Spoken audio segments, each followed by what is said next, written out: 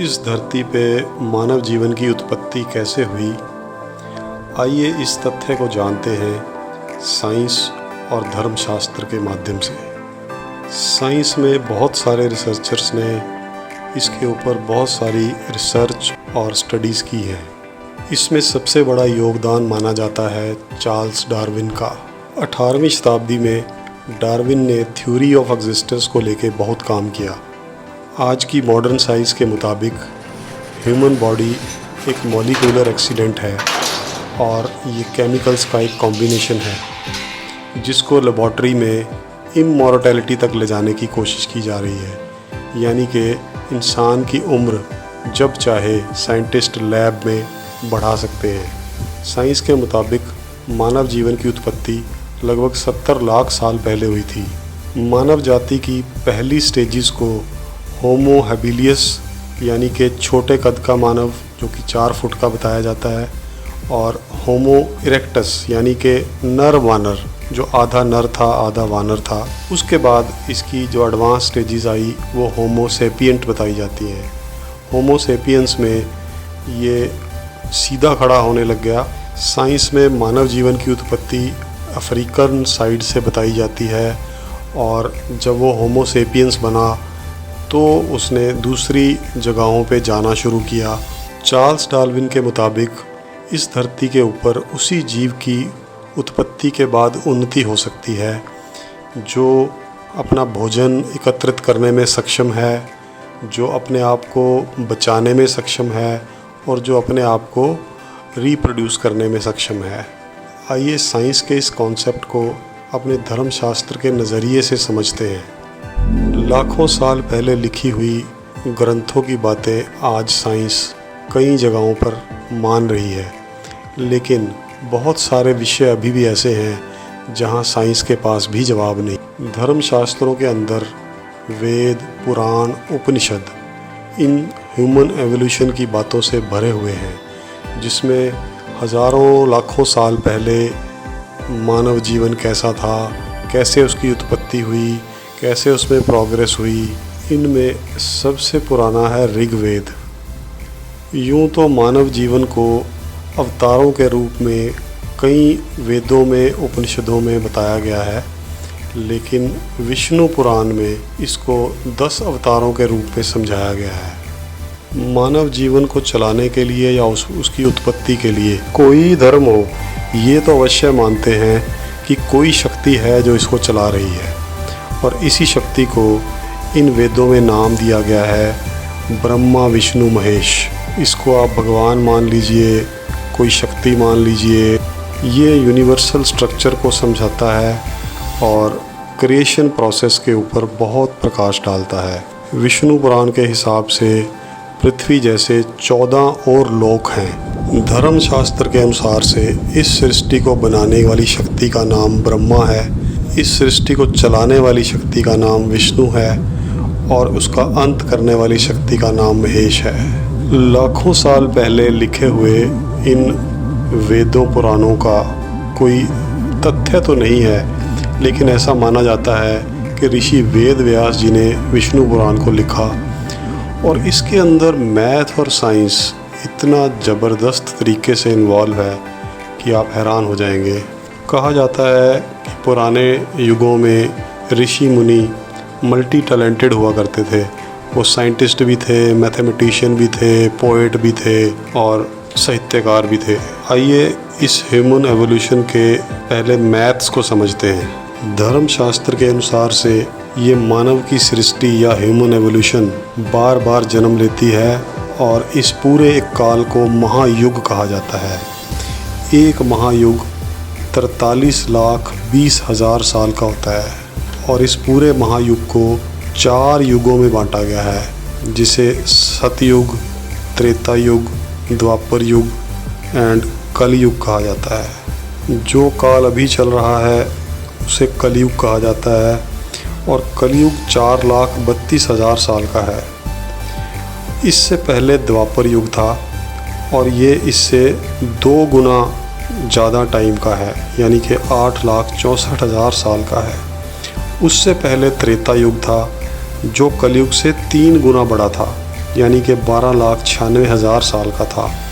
और उससे पहले सतयुग था जो कलयुग से 4 गुना बड़ा काल है, जो कि 17,28,000 साल का बनता है। और इन चारों युगों को मिला के एक महायुग बनता है। और एक महायुग के बाद सृष्टि ख़त्म होती है और उसके बाद नया महायुग शुरू होता है, जिसमें फिर से 4 युग होते हैं। जब जब इन युगों में इम्बैलेंस होता है तो उसको बैलेंस करने के लिए एक शक्ति उत्पन्न होती है जिसे अवतार कहा जाता है, और वो सब कुछ बैलेंस करती है। आइए अब जानते हैं कि इस धरती पे मानव जीवन की उत्पत्ति कैसे हुई। कहा जाता है कि ब्रह्मा जी ने जब इस सृष्टि को रचा तो पहले सब जगह पानी ही पानी था और पानी के अंदर जीवन पनपा। उस पानी के जीवन में बैलेंस बनाने के लिए जो पहला अवतार आया उसका नाम था मत्स्य अवतार, यानी कि विष्णु जी ने मछली के रूप में अवतार लिया।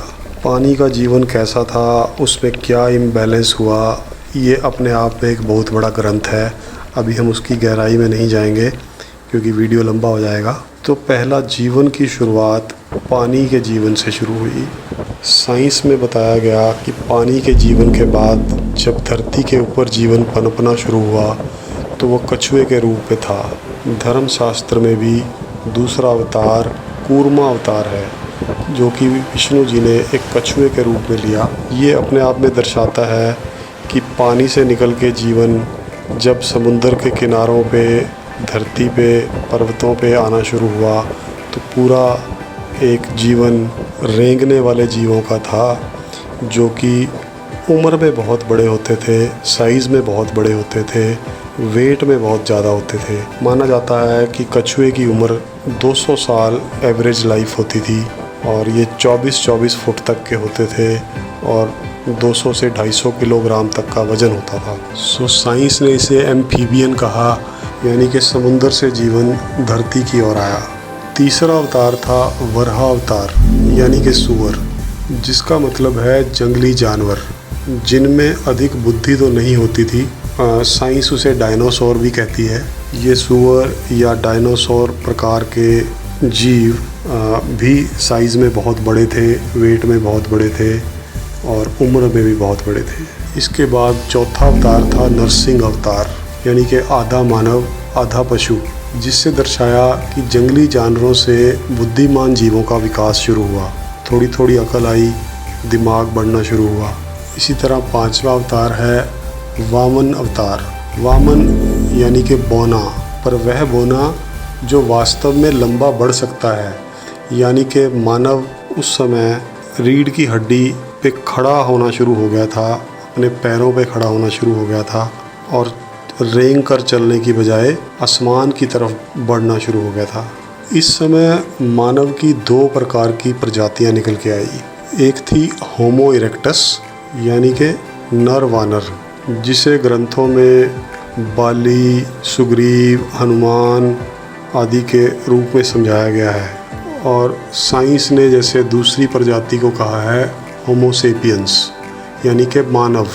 दोनों प्रजातियों में विकास की लड़ाई थी और होमो सेपियंस ने यह विकास की लड़ाई जीत ली। तो इस तरह जब मानव का और विकास हुआ तो छठा अवतार था परशुराम अवतार। परशुराम यानी कि जिसके पास शस्त्र थे, कुल्हाड़ी की ताकत थी। ये अपने आप में दर्शाता है उस मानव को जो गुफा में या वन में रहता था, गुस्सैला था और असामाजिक था, यानी कि उसे समाज की तरह, परिवार की तरह अभी रहना नहीं आया था। लेकिन उसने अब कई तरह के तेज़ तरार हथियार डेवलप कर लिए थे, जिससे वो अपना शिकार करता था, अपने आप को दूसरे जानवरों से प्रोटेक्ट करता था। इसी तरह आगे बढ़ते हुए आया 7वां अवतार, जिसे मर्यादा पुरुषोत्तम श्री राम कहा जाता है। ये एक सोच विचार रखने वाला एक सामाजिक व्यक्ति का प्रतीक है। इन्होंने समाज में नियम बनाए और समस्त रिश्तों का आधार बनाया। शास्त्रों के मुताबिक ये त्रेता युग में हुआ और त्रेता युग में भी जो वामन, परशुराम और श्री राम वाले अवतार हैं, उस समय औसतन जीवों की उम्र भी 150 साल के करीब होती थी और 18 फीट की हाइट होती थी और 180 किलो के करीब वज़न होता था। यानी कि ये सब कुछ आज के कलयुग से 3 गुना ज़्यादा था। उसके बाद द्वापर युग में 8वां अवतार आए भगवान श्री कृष्ण, जिन्होंने समाज के नियमों का आनंद लेते हुए यह सिखाया कि सामाजिक ढांचे में रहकर किस तरह से फला फूला जा सकता है, अच्छा जीवन जिया जा सकता है। उन्होंने एक राजनेता और एक प्रेमी का रोल भी निभाया। उन्होंने अंत में अपने हक के लड़ने के लिए, धर्म के पक्ष में रहने के लिए भी सिखाया, जिसमें महाभारत का युद्ध हुआ। और इसके बाद 9वां अवतार माना जाता है महात्मा बुद्ध को, जिन्होंने मन को बाहर भटकने की बजाय अंदर ध्यान लगाने पे महत्व दिया। उन्होंने मानव के सही स्वभाव को खोजा और ज्ञान के अंतिम खोज की पहचान करवाई। कुछ ग्रंथों में 9वें अवतार के रूप में बलराम भगवान को भी अवतार माना जाता है, जो प्रतीक थे एग्रीकल्चर रेवोल्यूशन के, यानी कि खेती के रूप में मानव ने कैसे तरक्की की और अपनी मेहनत से इन जंगलों को, पत्थरों को कैसे हरा भरा और सुनहरा बनाया। और अंत में 10वां अवतार कहा जाता है कल की अवतार, जो कि अभी आएगा। वह मानव को आनुवंशिक रूप से श्रेष्ठतम बनाएगा। ग्रंथों में ऐसा माना जाता है कि यह कलयुग 4,32,000 साल का है और इस कलयुग के अंत में ये 10वां अवतार प्रकट होगा।